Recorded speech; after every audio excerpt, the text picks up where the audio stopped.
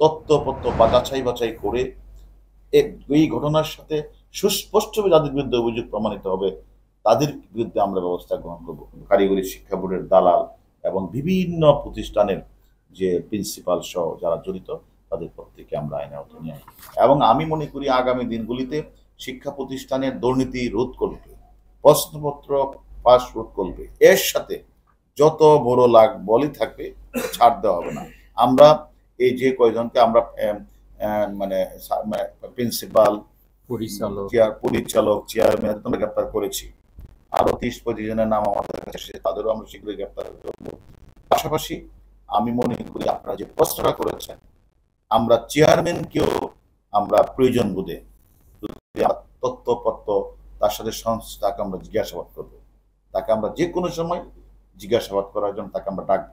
এখন আসলে যারা দালাল, যারা ধরেন আপনার এই কাজগুলি করে সার্টিফিকেট দিতে সিস্টেম অ্যানালিস্ট, তাদের সাথে তাদের তো মানে যোগাযোগ হই, হোয়াটসঅ্যাপে যোগাযোগ হচ্ছে। শুধু আপনারা একটা কথা দেখেন, সিস্টেম অ্যানালিস্ট শুধু ওই যে গড়াই সার্ভে ইনস্টিটিউটের পরিচালক সানদের কলি না, আবার কলির সাথে আবার যোগাযোগ হলো চেয়ারম্যানের ওয়াইফে। আবার সিস্টেম অ্যানালিস্টে যখন আমরা জিজ্ঞাসাবাদ করলাম যে আপনি চেয়ারম্যান সাহেবের ওয়াইফের কাছে কথা দিতে গেলেন কেন, ওনার একটা মেয়ের বিয়ে, তো ওনার মেয়ের বিয়ে ওনার জামাই জানে না। বিষয়টা হচ্ছে এরকম যে ধারে দেন আর কর্জায় দেন, আপনার কাছে শুধু ধান নিবে কেন, বাংলাদেশে আর কোনো লোক নেই।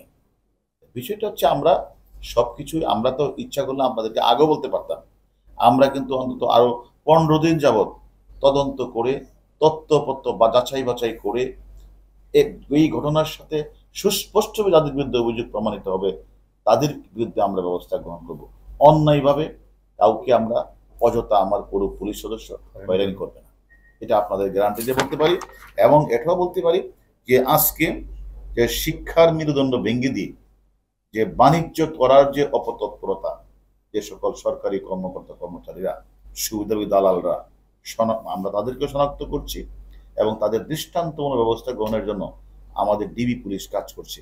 শুধুমাত্র যে কারিগরি শিক্ষা বোর্ডের যে সার্টিফিকেট না, আপনারা দেখেছেন অনেক মানে ব্যাংক,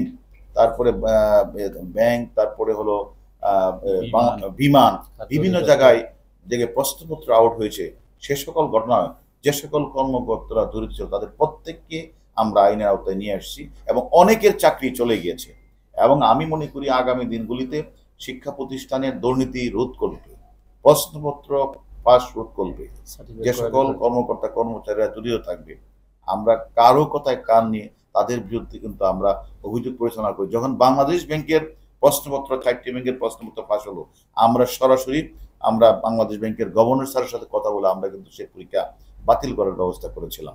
আমি মনে করি আজকে যারা এই যে কারিগরি শিক্ষা বোর্ডের যে সার্টিফিকেট দিয়ে তারা বিশ্ববিদ্যালয়ে ভর্তি হয়েছেন, যারা বাংলাদেশের বাহিরে গিয়ে বিভিন্ন জায়গায় বিভিন্ন প্রতিষ্ঠানে চাকরি করছেন, আমার মনে হয় তাদেরই উচিত এটা বের করা। আমরা মনে করি আমরা আরো যে কয়জন আছে দুর্নীতিপরায়ণ সিবিএ নেতা এবং কারিগরি শিক্ষা বোর্ডের দালাল এবং বিভিন্ন প্রতিষ্ঠানের যে প্রিন্সিপাল সহ যারা জড়িত তাদের প্রত্যেককে আমরা আইনের আওতায় নিয়ে তদন্ত চলছে। আমরা তদন্ত করছি এবং ওনাদের যারা আছে ওনাদের কাছে আমরা সহযোগিতা করে আমি মনে করি যারা এই অবৈধ পন্থায় সার্টিফিকেট নিয়ে দেশের বিভিন্ন অঞ্চলে বিভিন্ন কলেজে বিশ্ববিদ্যালয়ে লেখাপড়া করছে অথবা চাকরিতেও এসেছে, আমরা মনে করি তারা যদি আমাদের সহযোগিতা করে অবশ্যই আমরা